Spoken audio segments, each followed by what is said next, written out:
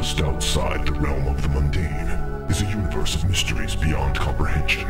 A doorway of discovery is opened for the few willing souls who wish to perceive it and take a leap into the great unknown. This is the show hosted by two such willing explorers, willing to sail the uncharted seas of the unexplained. And now, the Lewis and Clark of the supernatural, the Buck and Tweaky of the bizarre, the Punch and John of mystery. This is Jason and Steve's Unconventional. Hey everybody, this is our first podcast, and I am Jason. And I'm Steve. And tonight, we'll be discussing the Mothman. The Mothman is a case that happened first in November of 1966 in the small town of Point Pleasant, West Virginia. Lasted over a year and ended in December of 1967, culminating in the collapse of the town's Silver Bridge, which resulted in the deaths of 46 people. It was actually 13 months to the day, is that correct? Yeah, pretty close. From the first sighting to the bridge collapse, upon which the sightings died down drastically and pretty much ended. The whole bridge collapsing is kind of secondary to the story of this weird creature that just shows up for no reason and starts haunting this town. Mothman was a truly bizarre creature, described as humanoid, lacking a neck or a head, ranging from 6 to 9 feet tall. Skin texture and color varied based on witness accounts, sometimes grayish and leathery, other times brown, covered in short fur. The most prominent feature being its gigantic red glowing eyes. Oh, thank God you said eyes. I thought this was going to be a boom chicka wow wow story for a second. I'm a young college student, considered well endowed by my friends. And a rarely noted theory is that there could have actually been more than one creature active during this year-long event. Yeah, I don't know about that. Well, maybe. And there's more than one UFO, so why not? Right. And the name Mothman was thought up by a newspaper copy editor out of Ohio, obviously influenced by the Batman TV series, which was brand new at the time and wildly popular. How could you be influenced by that show? I just don't get it. Hey. I don't know. Maybe I'm just, I don't know, honestly. Well, it was popular. That's the influence. The fact that it was popular. Have you seen the Liberace episode? I don't know. All I can think of is Julie Newmar in that. Okay, that's giving me some tight influence right now. Yeah, I mean that's one of my most early memories of an awakening in my loins, pretty much. And I knew is she that I the was one hetero. that climbed up on the water tower? Yes. Oh my God, I remember her. Yeah. Oh, that skin-tight outfit, and she's all wiggling around on the top of it. I'm like, no, Batman, talk to her just for a few more minutes, please. Yeah, that was the time in my life when I knew I was straight and that Batman was gay, because that was frickin' stupid. I mean, if the tights didn't give it away to begin with. Well, I mean, yeah, you're named Bruce, and you live with this guy with these tight green shorts, not connected to any women. Oh, I mean, come on, living alone. Playing around in a cave together. They have their aunt there. I guess that doesn't really count, though. Nah, she just made them brownies and, wished them well when they would leave. Man, and Liberace shows up. You can start the boom chicka wawas now. But yeah, I mean, the whole thing where Batman basically pretty much didn't hook up with her was more than enough proof that he was not into the women at all. I mean, if Julie Newmar couldn't change Batman, yeah, he's Buttman. So anyway, back to the glowing eyes. We have where was I? The name Mothman, thought up by this newspaper editor, clearly influenced by Batman, which was popular at the time. And looking for a catchy name, how the news guys are. The label was very memorable, but completely inappropriate for the actual phenomena being witnessed because the Mothman didn't look anything like a moth. Didn't act like a moth. It's just that it had wings, and that there was this popular show that you could tie it to. If it was gray, I guess I could see the resemblance a little bit, and not having a head. Moths have heads. They do. Yeah.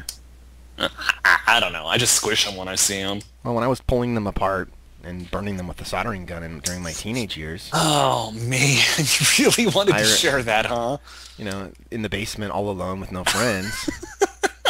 I did notice bomber that. number 2 in the making. Well, another overlooked fact in this case was that there were other paranormal events happening at the same time. Animal mutilations, poltergeists, men in black, precognitive dreams, and even UFOs.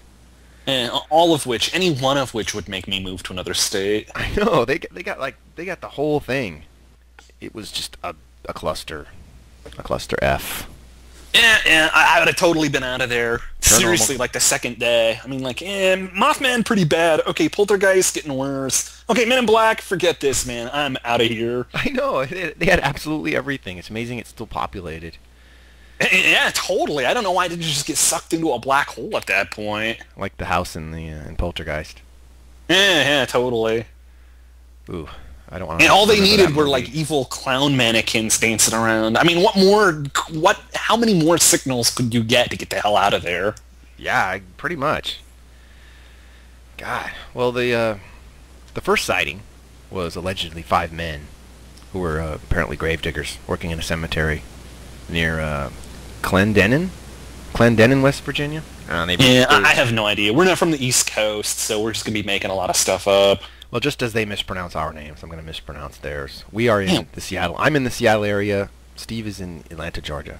But not by choice. No, and he actually... I'm originally from Seattle, which also sucks, but it's home.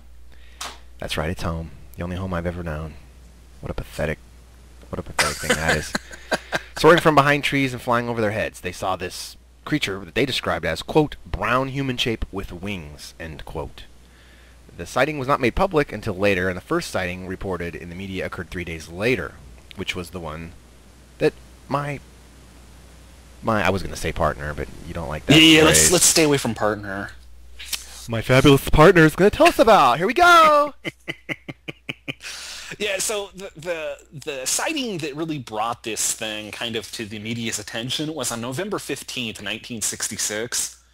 Basically, there's 2 couples, David and Linda Scarberry and Steve and Mary Mallet. I always want to say Mullet when I see their name. I'm thinking of Scarberry, the guy that sang, Joey Scarsbury, the guy that sang, believe it or not, I'm walking on air, I'm flying through the air. Oh, man, why do you bring these bad memories up? I don't know. I have an encyclopedic Do you know how close I looked to that guy? I mean, literally, if I had the red outfit, I could have been mistaken easily. I was from the high school pictures I saw, I was thinking Napoleon Dynamite. Oh, man. The Mothman had deadly talons. Oh, yeah. They wanted me for my ninja skills. Okay. Anyway, these 2 couples are in a 57 Chevy. Yeah, that's right. They were in a 57 Chevy. Classic car. Anyway, they're in the babies. TNT area, which is about 7 miles northeast of Point Pleasant. And it's basically this munitions factory that was built during World War II to make dynamite for troops and blowing stuff up. And since then had just completely fallen into disrepair. Most of it was abandoned. Nobody went there really except kids to make out or other things. I did mention the baby boom explosion. So anyway... Yeah. These kids are in this car driving around, and they see a pair of red lights over by a what is it? A old generator plant. So power they plant, stop yeah. their car. Right, power plant, and this is Yeah. This is near those igloo-like cement domes. Nah, I don't know right? if the igloos come into this one. It's like those are scattered all over the TNT area, at least from what I've read. I've never been there. Okay. But I plan on going up this summer. That's true. But let's get back. It'll be fun. I can't wait to drive there at night. I have fun. I will not be with you. Anyway, so they see these 2 lights by an old generator plant, and they stop their car to get a closer look at what they are, and they notice, hey, those aren't lights. They're kind of moving around. And then they see what they describe as a 6.5-foot tall creature with no head, really broad shoulders, and it's bigger than the average man. And it has gigantic, glowing red eyes about where the shoulders should be, and it has these big wings folded up on its back. And of course, they do the sensible thing and pretty much freak out. And start driving back to Point Pleasant. And at a high rate of speed. Oh, go ahead. At a high rate of speed. Yeah, they start driving back to Point Pleasant at about 100 miles an hour, which I can't say I blame them for at all. And this thing's following them the whole way. Yeah, flying, not running along or anything. It's flying in the air after them, but its wings are not flapping at all, which is weird and kooky and a detail that any rational person probably wouldn't put in their story. If they were making it up, because it just doesn't make any sense. If they wanted people to believe them, you wouldn't say something like that. It's so kooky. Right. Which is the parts that, it's those parts of this story that I absolutely love, because it's obvious that something doesn't want you to believe it because it's just too bizarre. Yeah, exactly. It's like the later part of the second season of Buck Rogers. It defies human imagination and logic taste, and reason. Yeah. And Wilma's spandex made me absolutely insane. Oh yeah, now we're getting back to Catwoman. Yeah. It's sad, but we have one-track minds. Well, two-track if you count the paranormal stuff. Yeah. That's why the best episode of Buck Rogers is the space vampire, because you've got the paranormal and you've got Wilma in spandex acting slutty because she was possessed by the vampire. Okay, the slutty part I liked. The vampire I didn't. It was just too... It wasn't... well, that just sucked. I won't play. Anyway, back to the Mothman stuff. So this thing is chasing their car and keeping up with them at speeds up to 100 miles an hour. And meanwhile, they are just booking for town as fast as possible. And it's scratching the roof, too. Oh, yeah. That's always fun, having something clawing at the roof as you're driving at 100 miles down the road. Yeah, it would fly over the car and then over to the side of the car. And when it went over the car, they would actually hear it scraping the roof. Dude, I can't even imagine. I don't even know how the guy drove, to be honest, because I'd just be a fetal ball of tears. Yeah, I think I would just go off through a barrier and go off into a ravine or something. Totally. So anyway, they get into Point Pleasant and they head straight for the Mason County Courthouse. So Point Pleasant is like the county seat for their county, so that's where all the government shit is. And basically they get a hold of this guy who's some deputy on duty there named Millard Halstead. That's a great name. Can't you see him chewing the tobacco and everything like that? Oh, dude, I see Barney Fife, totally. All right, kids, what's up with you? Acting all crazy. I was thinking of the Sheriff Pepper from the Roger Moore James Bond movies. With the big mouthful of chaw. Who was Sheriff Lobo's sidekick? Oh, I never watched that show. You saw BJ and the Bear. Oh, God. No, I never watched it. I just remember it being on. Come on. Truck driving and chimps, two subjects that I wasn't into and didn't see the point of combining. It's because you're not a real man. I'm not a real man? That's right. You calling me not a real man? Dude, chimps and truck driving? How can you not love it? You have to turn your man card in right now. Come on, this is like Batman. You got a guy alone in long, lonely nights in a truck with a chimp? Hello? He did call him Bear, too, which is one of those fun S&M terms now. Yeah. I'd like me a bear to hug. Yeah.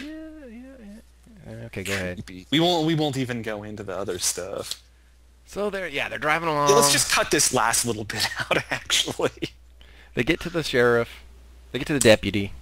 Yeah, and basically he believes them enough to actually go back out to the site looking to see if they can find this thing, which, I don't care if you had the U.S. Army behind me, I probably wouldn't go.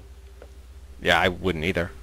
So anyway, a few days later, to the press, this deputy, tells reporters, I've known these kids all their life, they've never been in any trouble, and they were really scared that night, so I took them seriously. So, here's a cop that's pretty much lived with them their whole lives and says they've never done anything, which, man, I wish I could say that about anybody in my family. Oh, that's another topic. Yeah. The Clampets, or no, not the Clampets.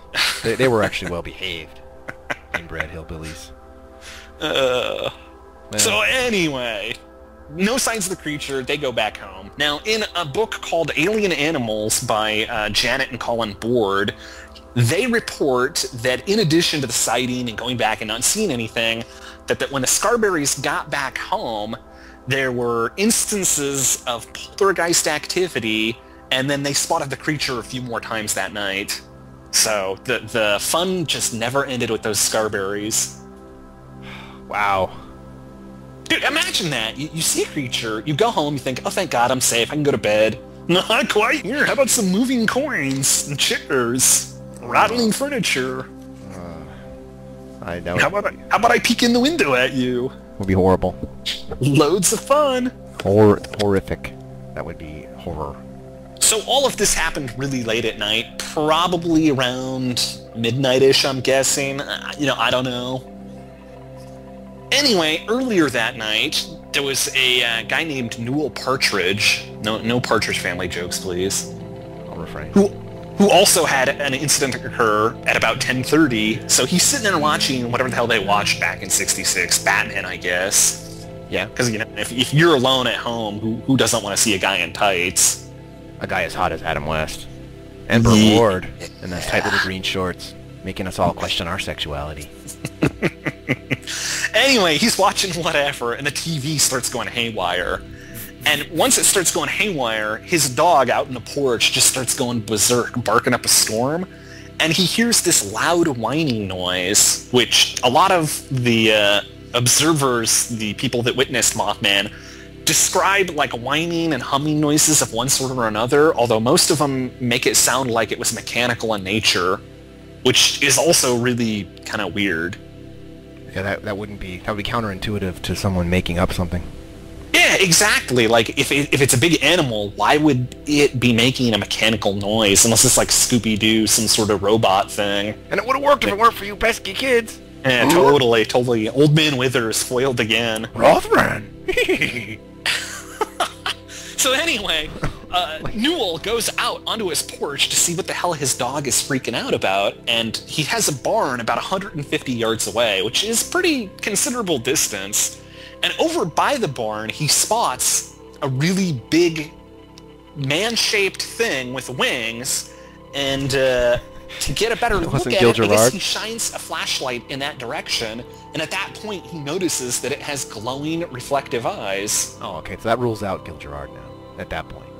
Yeah, well, it also rules out owls, in my opinion. Well, although owls and Gil Gerard together, maybe. The large man-shaped object would tip me off that it could in fact be Gil Gerard, but he's not known to have glowing red eyes. Nowadays. And then again, the glowing red eyes, he's probably hitting the sauce quite a bit after his career tanked. Anyway, continue. You mean Buck Rogers wasn't a vehicle to stardom? I don't get it. Catapult him into the annals of thespian history? Yeah, annals is about right. So anyway, and this thing's like 150 yards away. He describes it as bigger than a man. It's got these red, glowing eyes that he said seemed reflective because he was shining a light on it. This thing, it does whatever it's doing. It gets Gil Gerard's autograph or whatever, and then it just books off into the woods. Well, his dog now gets its courage up and goes chasing after it, never to be seen again. Now, which I probably should have saved for later, because this guy is so freaked out. Newell is so totally like afraid of this thing, and who wouldn't be if Gil Gerard was out near a barn? Oh God! He gets this shotgun and like literally goes to sleep with it right next to his bed for the rest of the night. Which seasoned country folk do when they see an owl. Oh yeah, absolutely. Or Gil Gerard. Well, I mean, I can understand Gil Gerard. Okay, continue. All right. Okay, so then we get on to November 16th, the next day. So the next day, the Scarberries and the Mallets, I keep wanting to say mullets. I don't know why. And go figure, deep country, there's going to be a deputy involved, they've been going out and, to make out in the backwoods. Mullet is all that comes to mind here. So anyway, they get a deputy, and they decide to go back out to the TNT area to sort of take a look at where they saw this thing the night prior. And they look around, and they don't find a lot, but they go to one of the abandoned buildings in the area, the generator plant, I guess. I don't know. I just read this stuff secondhand. I wasn't there. Anyway, the deputy opens the door, and they look across this big room, and they see a shadow, like, leap up into a vent. And not even the sheriff wants to go in to investigate any further, which, frankly, I don't blame him, and I would have probably just done a repeat of the night before, hop in the car and head for town at 100 miles an hour. Now I really picture Barney Fife, eyes bugging, dropping his flashlight and jumping into the car. peeling out. Oh, I've seen enough. Let's get the hell out of here. So anyway, that Yakety Sax gets queued up, and the Mothman starts chasing him. The monster starts chasing him around the building in a circle.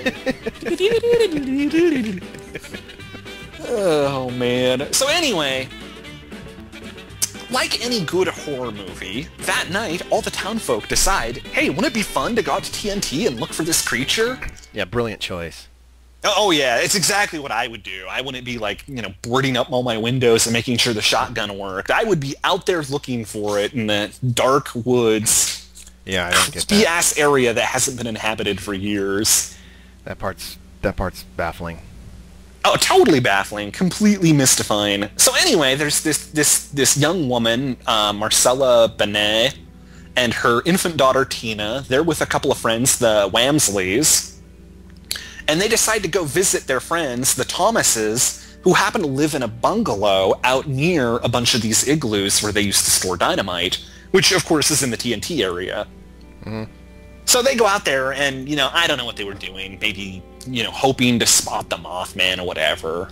I mean, I can't figure why anybody would want to go near that area after the reports of it from the day prior. So anyway, it gets about time where they're gonna leave and they're gonna go home, and the Marcella's, walking out with her baby, and the Wamsleys are with her, and they're going out of the car. And Marcella sees, like, this dark shape behind the car, and as she's watching it, it slowly starts rising up, like some really bad, cheesy horror movie, like I guess. Barlow in Salem's Lot. Oh, totally. That's exactly what I was thinking of. Which was quite creepy. Yeah, which really was creepy. So anyway, this thing rises up, and at that point, Marcella, like, she drops her baby, which, mothers are known to do all the time, I guess. Well, in Burien, anyway. Well, you gotta drink. Yeah. But we digress. Talk to your boyfriend or something, or pretty much anything. To backhand your older kid. There you go. I mean, you got a beer in one hand, a baby in the other. You're gonna drop the baby to backhand the kid. Makes perfect sense. Like any good mother would do. Okay, continue. Totally. So anyway, she's so freaked out, she drops the kid, and then she falls on it herself. Yeah. Which, incidentally, is behavior I've seen in many finer moments of JD drinking. Right, but this woman was not drinking. I mean, we're not saying... No. Saying... This is just country folk out having fun, looking for the Mothman. Right. And they found it, and hooray for them. So anyway, she recovers, she scoops up the kid, they rush back into the Thomases' house, where they desperately try to call the police. All the while, the Mothman now has taken an interest in them and decides to traipsy on up to the porch and look in through the windows while they're making these calls. So... not fun. Yeah, good evening of family fun for everyone, including the children. God, that would be horrific. Oh yeah. Dude, this is why I won't live in the country. Totally. Well, now I won't. One Mothman or a couple of Draculas come at you, where are you going to go? Or a Gil Gerard or two in white spandex. Oh, totally, dude, and even more terrifying, exactly. Here in the city, I just got to run over, 10 yards to my neighbor's house. Exactly. Although, if I mention Gil Gerard, they're probably not going to let me in. Well, yeah, that's a given. Yeah, I wouldn't let him in. I'd probably just fire a few rounds through the door to make sure. Anyway, so over the next 13 months, there's sighting after sighting after sighting. Ends up like more than 100 people see this thing, like either at TNT or flying around the TNT area, or hanging out with Gil Gerard at the 7-Eleven with squishies or whatever. And basically, it just literally haunts this town for 13 months straight. The Mothman in the parking lot next to the dumpster with a Slurpee. Waiting for Keanu Reeves to show up in his time machine. Okay. Anyway, the whole incident culminates on December 15th, 1967. It is 10 days to Christmas, and people are doing their last-minute shopping, and it is rush hour. It's about 5 o'clock, I think. And people are waiting to get home. As much of a rush hour as you can have in a town of 20 people, I guess. It was the only way to get across the Ohio River for like 5 miles in either direction. Yeah, so. yeah. And this is another reason why I won't live in the country, because, in the city, they pretty much just pave the river over. Exactly. Yeah. One bridge is taken. It's like a 30-second drive to the next one. Well, anyway, so it's about rush hour, and one of the traffic lights... Well, this whole incident is weird. It's just coincidence on top of coincidence on top of coincidence that culminates in this huge disaster. So we have rush hour traffic, people going and shopping and doing their last-minute errands for Christmas, and so there's a lot heavier traffic than is normal for any other time of the year. And basically, one of the lights on one side of the river decides that it's just going to get stuck on red and sit there forever. And so these being country people who tend to have more respect for the law than, the shoplifters and muggers in the city, they're all sitting there on this bridge waiting patiently for this light to change. And something like 7 minutes go by without it changing, and more cars and more trucks and more tractors are piling up on this bridge.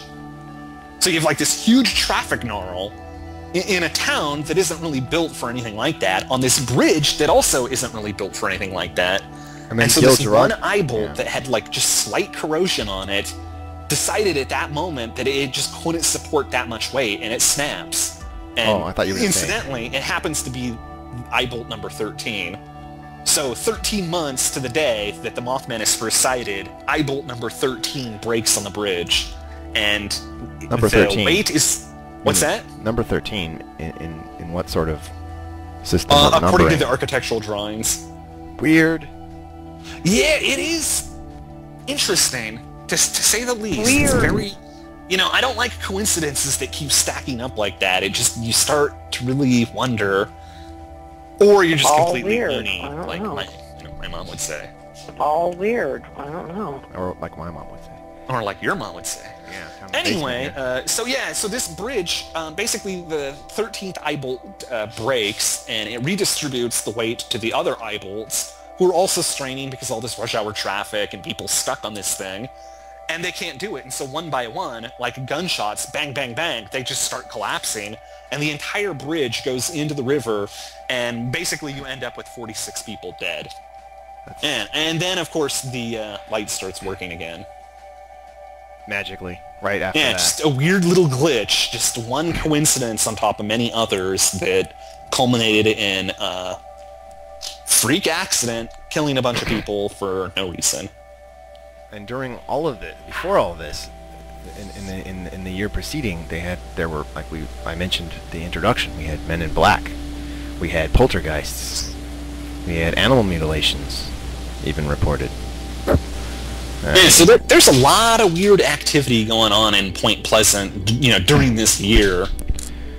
Really highly bizarre, and people having precognitive dreams. There were many people reporting dreams that they couldn't understand, including imagery such as seeing Christmas gifts floating on the river, and a deep sense of foreboding in these dreams, like there's something terrible is going to happen, and they just didn't know what it was until afterwards.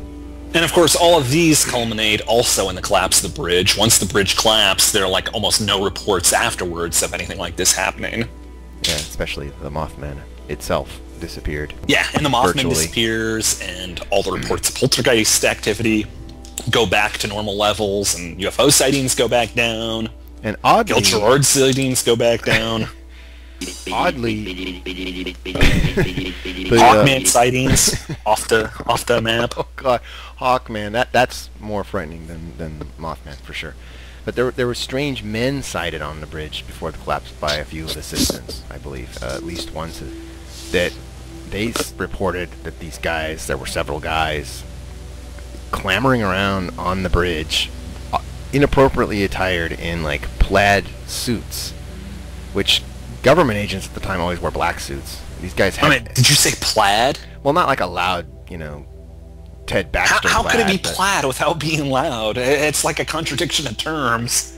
Well, there are more subtle plaids, but hats and dress shoes, which you wouldn't wear climbing around on a cold, icy bridge in the middle of winter.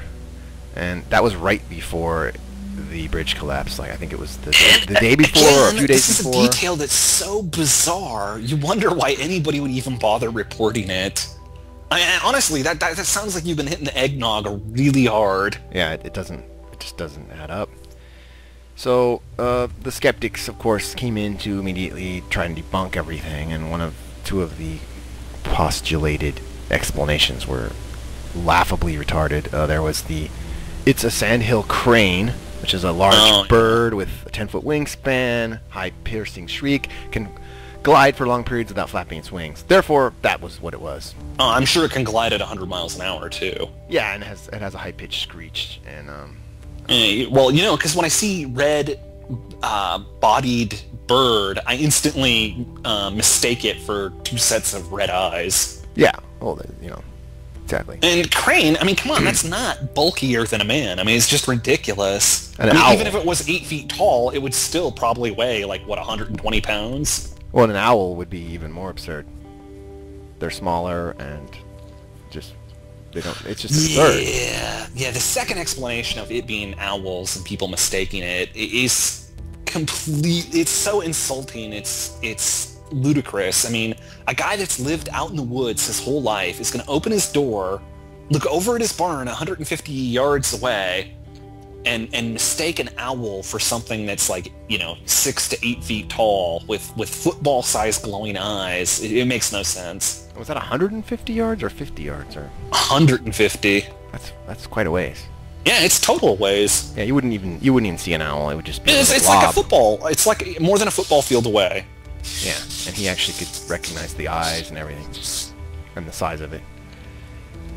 Yeah, it's not an owl. Not a Sandhill Crane. That's ludicrous. It's almost as plausible as those people that think the Loch Ness Monster was just an otter that people mistook. Even though the papers themselves kept reporting that it was a Sandhill Crane. Friggin' stupid, if you ask me.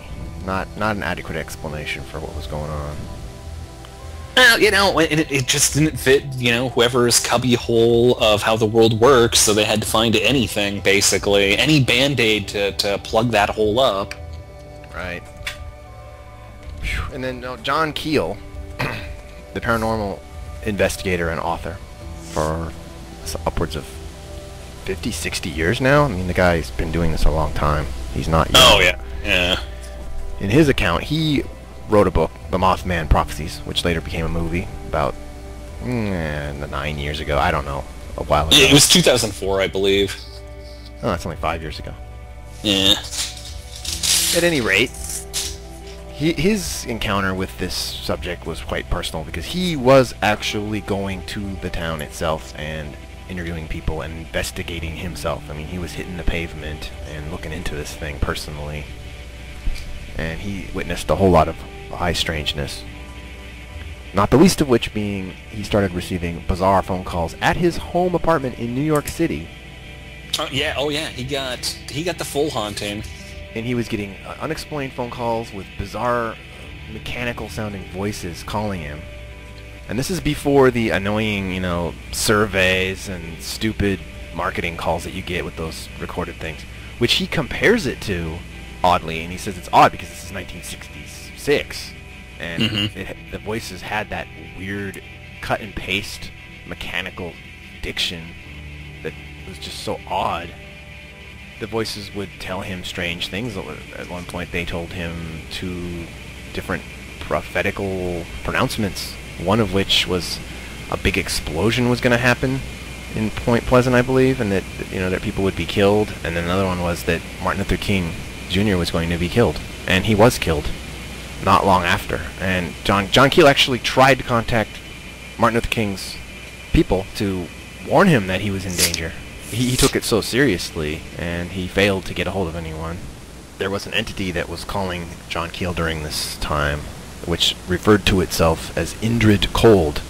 The whole cold thing is so creepy. Just that I don't think that Keel ever met him person to person. It was mostly just these weird phone calls. But this is after John Keel had reported Men in Black trying to intimidate him from telling the story of the Mothman at Point Pleasant, and intimidating Point Pleasant's one reporter, God, I want to say Kathy K. Something like that. Yeah, creepiness abounds.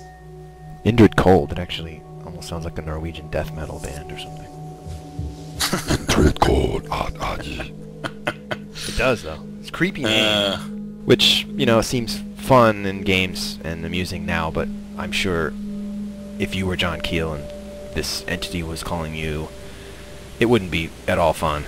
And at one point, John Keel was in a hotel room was it just near Point Pleasant, like just outside of town, or was it actually? No, this is actually from the movie, which is the movie depicts like a culmination of like the weirdness of Indrid Cold, like all in a couple of scenes. Oh, I thought. But I don't know that they all happened at once like that in reality. Well, the book scene I thought was in a hotel room though, where John Keel was talking to Indrid Cold on the phone, and then to test the validity of Indrid Cold's abilities, John Keel asked him to tell him what he's reading, and John Keel went to point randomly at a passage in the book. Yeah, it was actually horribly edited in the movie, but Okay. basically, yeah, that's it. John Keel / Richard Gere would ask Indrid Cold, like, what's in my hand, what's in my shoe under the bed, questions like that, and this Indrid Cold would answer back, almost immediately. And so the Richard Gere character of John Keel says, are you reading my mind? Which Indrid Cold replies, I have no need. Now, once he says that, Keel realizes the only way to see if he really is just reading his mind, I like that, just reading, or if there's some sort of omniscience present, is to pick up a book at random and ask Indrid Cold, what does it say on, this random page I'm going to pick, third paragraph from the top or whatever. And before he can even get there, Indrid Cold's already reading it to him. Before he even points it to it. Yeah, before he can even get to that page. So it's like, it's not in Keel's mind, yet this thing has so much information about everything in Keel's room that it can read the pages of this book that isn't even open yet. Like a third-dimensional creature looking into a second-dimensional creature's world can see around corners, inside rooms, inside their bodies, into areas that the second-dimensional person wouldn't be able to understand. So it's like this entity is outside time and space in a way we can't comprehend, and can just know what you're about to do before you do it, see things you wouldn't normally be able to see unless you're right there. Which actually kind of brings up an interesting point that Lauren Coleman makes in his book, Mothman and Other Curious Encounters, written in 2002, so it's still available. Available on Amazon. Order now. Yeah. But he presented this idea that because, tragedy seems to follow this creature's visits, perhaps it's showing up to sort of warn people, but because it has this side effect of terrifying people when they see it, beyond just being a big-ass scary monster-looking thing, there's actually something more, like a physical field of fear that it causes people that witness it. And so it's kind of got like this Casper the Friendly Ghost syndrome going on, where it wants to be friends and wants to tell you about this thing, but you're too busy freaking out to actually be able to listen to it. So it's a similar psychological effect that the John McCain campaign had. Yeah, exactly. The Casper the Friendly Ghost candidate. There are those who believe that, yeah, there's that angle, and then there's the angle that this phenomenon was in fact demonic in nature, and that people freaked out because they sensed pure evil. You know what I think is funny is people that try to present it as an angel, because when I think angels, I think big gray or black creatures, glowing red eyes. Yeah, giving you a sense that of chase horror. after you while you're running away. Yeah, give you a sense of complete horror and terror. Yeah, that sounds transfixes totally you. angelic to me. Yeah, that paralyzes you, psychically and physically paralyzes you. Yeah, that's definitely an angel. I mean, I know in the biblical accounts, angels did instill terror, just from them being so dazzling and powerful and overwhelming. Like in the biblical. Very interesting. Well, the biblical account of the birth of Christ, where the shepherds were visited in the field and they fell on their faces in terror, and then the angel said, "Fear not, for I come bearing." So basically, tidings of great joy." Mothman came before them and said, "Behold, a child's born." Well, I'm not saying Mothman was. I'm just saying that, yeah, people did freak out when they first would see an angel because it was so overwhelming. But no, I mean, the red glowing eyes, feeling of evil, that's different. They specifically felt evil. It wasn't just being shocked by something mighty and awe-inspiring. It was evil. It was... To be honest, I don't even need the evil effect. I mean, if I saw some giant thing with football-sized glowing red eyes, I mean, I seriously would be dropping Twinkies so quick they'd be dangerous. Well, and just I mean, come on. Red glowing eyes just screams evil to anybody. They just don't think of good things having flaming red eyes. Did Mothman come to warn these people of the impending destruction of the bridge and the deaths that would result? Did the Mothman come to cause it? Did the Mothman just happen to appear at the same time as this event? Because all of these events were all tied to one central source that spurred all of these events all at once. It seems weird that this creature would pick, a bridge where, less than 50 people are going to die. It just seems that there would be bigger disasters if it really wanted to warn people of something. It doesn't make sense why it would pick Point Pleasant, a small town in West Virginia. But then again, what does make sense out of any of this? Then there's the explanation that it all started from Chief Cornstalk cursing the land. Oh, dear God. Yes, Chief Cornstalk was cursing the land because he and his son were murdered by white settlers. Yeah, like 120 years prior to this. Right. It sounds pretty much like a crock of New Age, mystical, Native American, mumbo-jumbo crap, in my opinion, to be perfectly honest. I mean, you get killed, why punish, the sixth generation of people after the dudes that killed you? Right, it makes no sense. But that is one of the And why send some weird, wacky Mothman-type entity? I mean, I don't know, it seems wacky. Yeah, it doesn't really make much sense. It sounds like... But it always gets mentioned with this, and so... That's tie-dye T-shirt, Dreamcatcher hanging on the wall, crystal charging people's kind of a thing there. We don't follow that line of reasoning much. We don't give too much credence to that worldview, to be perfectly honest. So anyway, with the Cornstalker, I guess he had been part of some big confederacy that was trying to slow down or stop the expansion of white people into Ohio, and there were some negotiations or something, and he offered to be a captive to the people of Point Pleasant, and so, they put him up in a hotel or whatever, and then a little bit later, some people... So what's that? They gave him free cable. Free cable. The vibrating bed. And yeah, he actually had a peaceful coexistence with the white people for at least a year, maybe it was a couple years. It was a while. Everything was hunky-dory. It's so boring that I don't really keep track of the details of it. Long story short, some Indians come, kill some settlers. Settlers blame Cornstalk, but it's the wrong tribe. Misidentity. They kill him. In his dying moments, he curses the land. Voila. And then 120 years later, it makes no sense. It makes no sense. So we'll just Although I did see a page on the internet, which, I take everything on the internet is absolutely factually true. Oh, of course. Yeah, absolutely. 9/11 was an inside job. Had a list of all the disasters in the Point Pleasant region, and there are a considerable number of them, but, statistically speaking, I don't know if there are any more than any other place in West Virginia. So I think we both concur that we're going to put Sandhill Cranes, Owls, and Chief Cornstalk into the Hooey file. Yeah. You forgot Gil Gerard. There we go. All gone. Yeah, basically they make no sense. And to be honest, to a degree, I don't even like coming to a conclusion without all the evidence. I mean, I like reading about this stuff and kind of going, wow, that's really, really strange, but I don't actually like coming to a conclusions until there's enough evidence to support something. And clearly there most likely never will be. No, I think this is definitely one of those things where it will always just be weirdness that cannot be explained. Like the Tootsie Roll Tootsie Pop. The world may never know. One thing about this is when we started doing research on it, and to be honest, this is one of the cases that kind of got me interested in the paranormal to begin with, was just the sheer wackiness of the whole thing.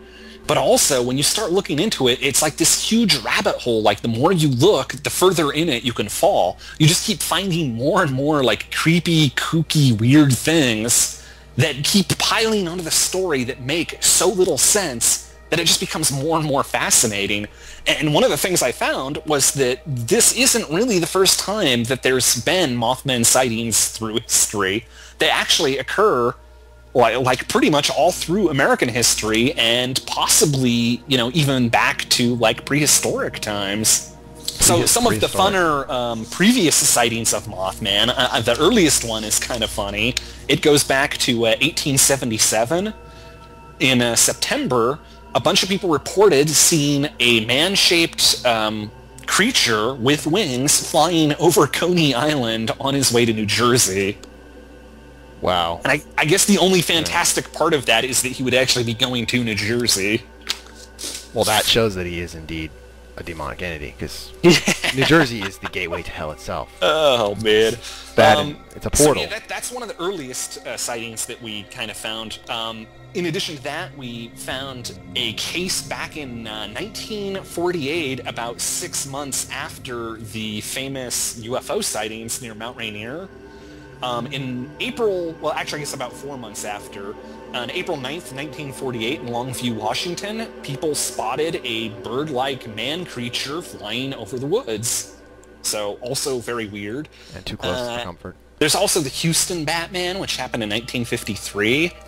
So in this one, and this is why I think it being called the Mothman years later is kind of interesting, is one of the key witnesses said that she was, you know, sitting on her lawn when about 25 feet away, she saw this huge shadow cross the lawn.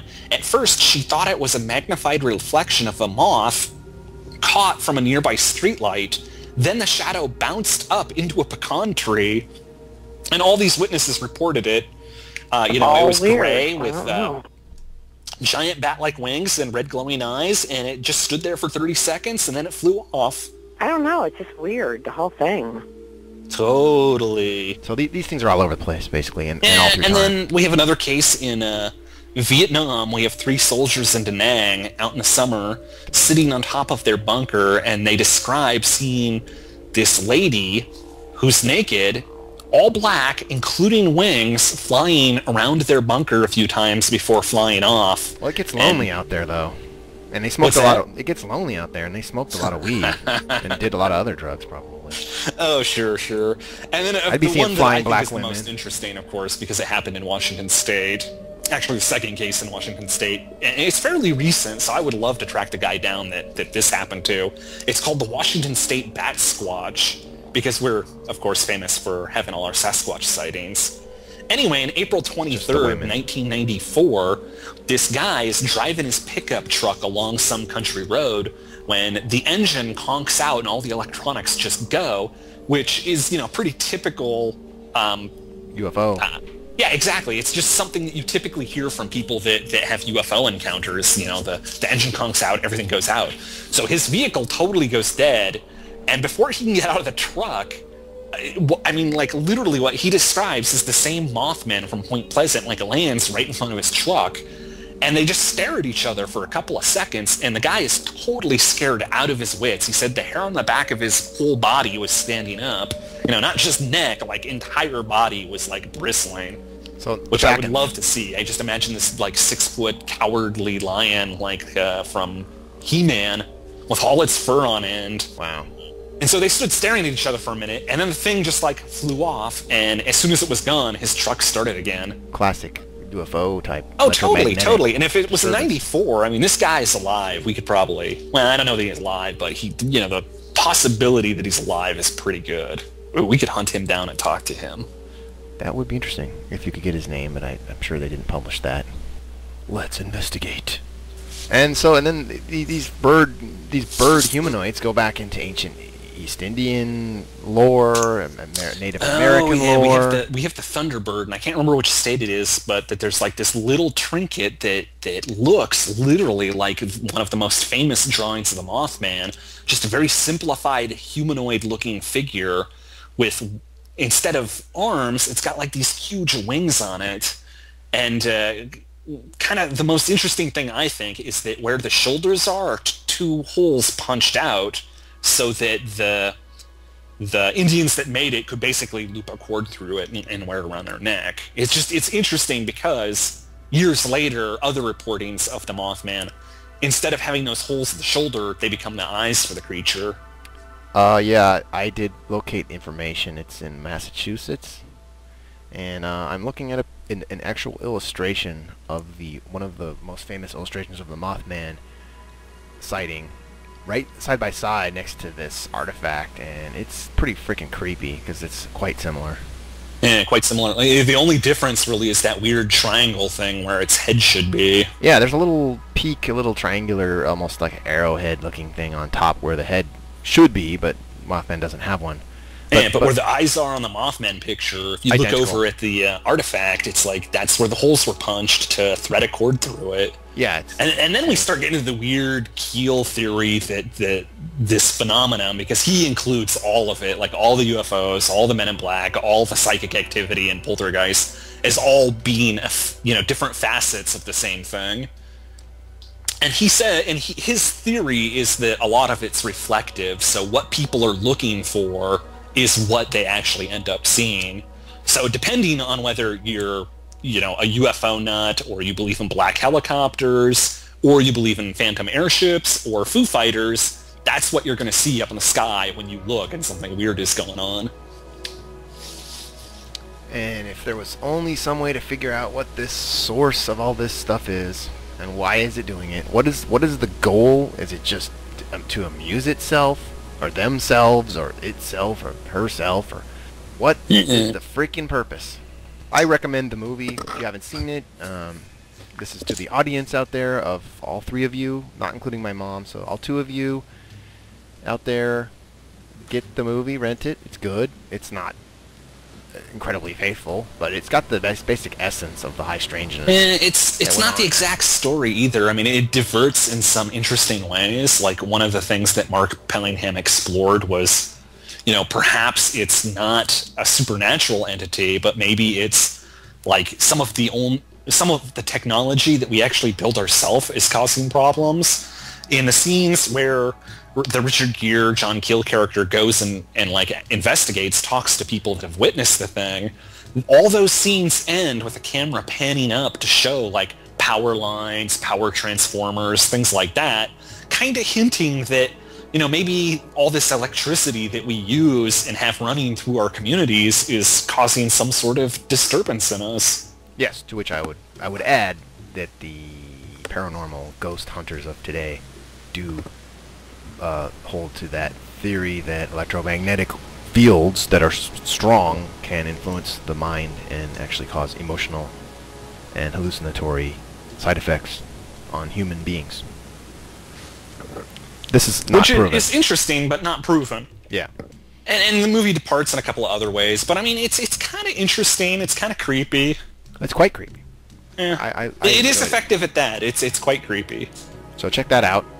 Yeah, and a couple of good books on the subject. I think both me and Jason really liked John Keel. He was one of the first people that we read that actually made a lot of sense to us, because most people come in with very rigid theories, and no matter what they encounter, they try to force it to fit their worldviews.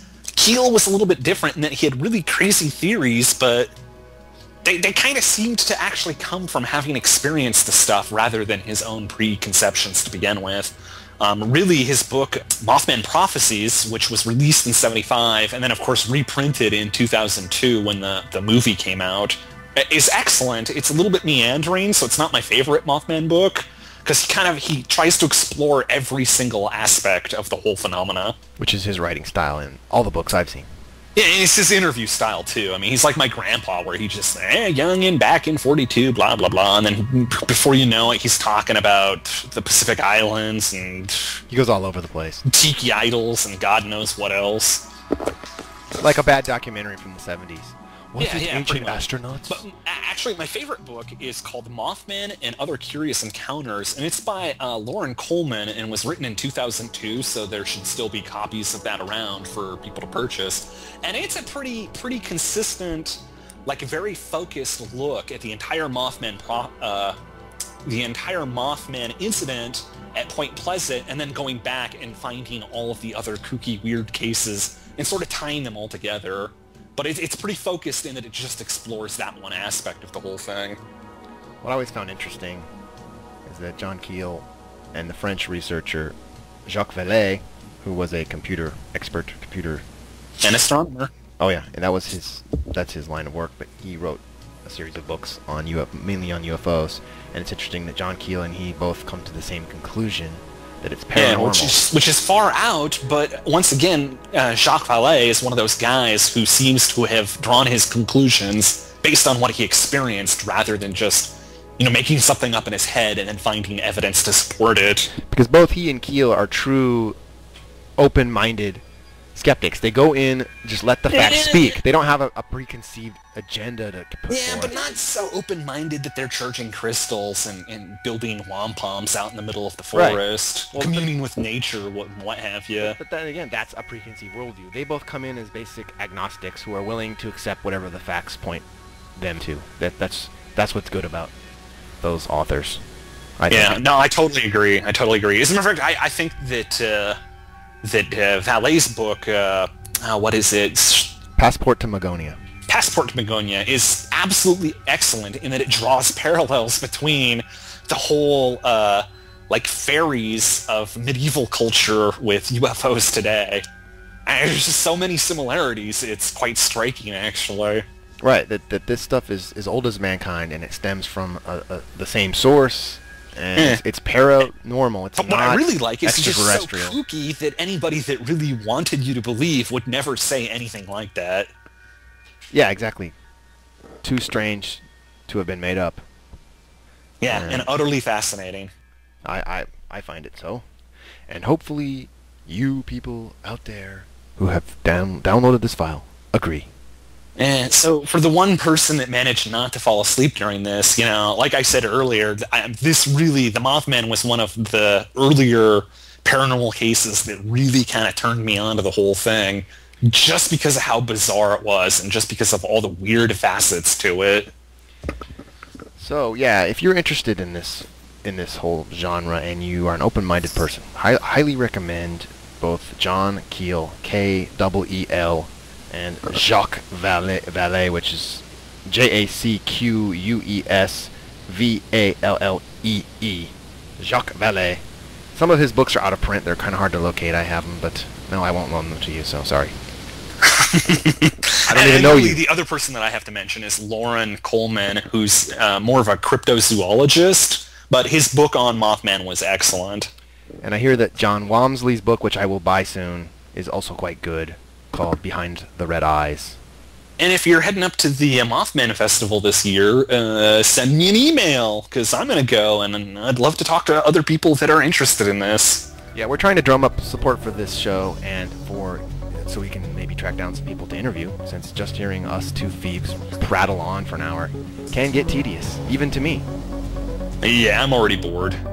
So on that note, we thank you for spending this brief moment with us in the world of the bizarre, the arcane, the unknown, the mystical, and the kind of stupid. Like I say to my wife every night, thank you for enduring me another day. Funny, I say the same thing. And with that, we leave you. And until next time, goodbye. For now, our journey has ended, and we return you to the world of the mundane until next time, when we beckon you once again from beyond the veil into the realm of the unconventional.